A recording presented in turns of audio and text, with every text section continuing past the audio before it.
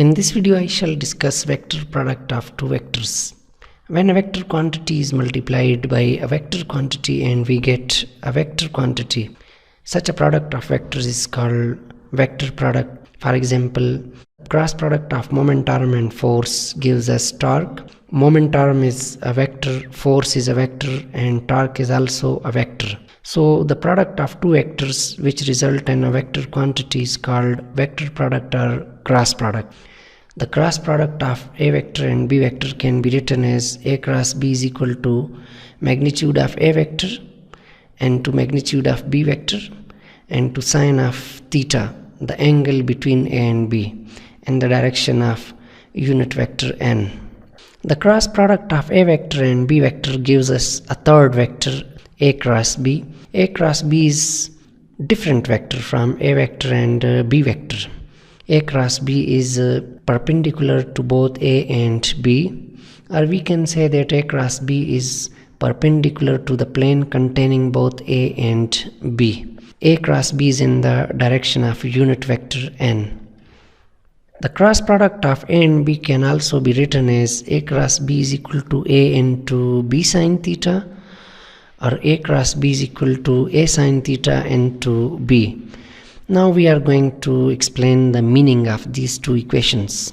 The meaning of this equation is a cross b is equal to magnitude of a vector multiplied by the sine component or perpendicular component of b, which is perpendicular to a. That is, we multiply magnitude of a vector multiplied by the component of b vector, which is perpendicular to a.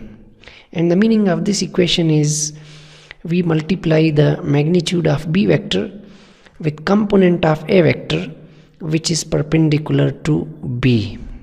We get same result from all these three equations.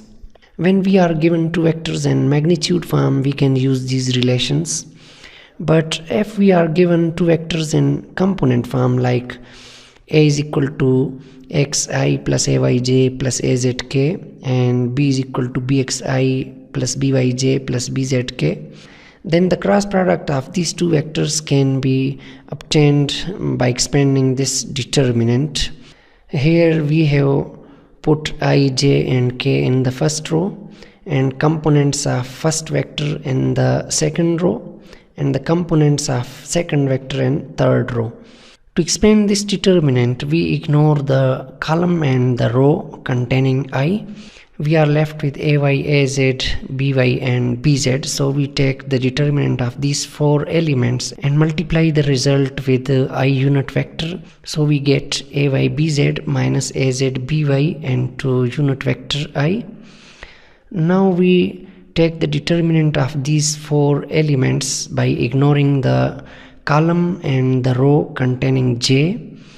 So we get ax bz minus az bx and to unit vector j.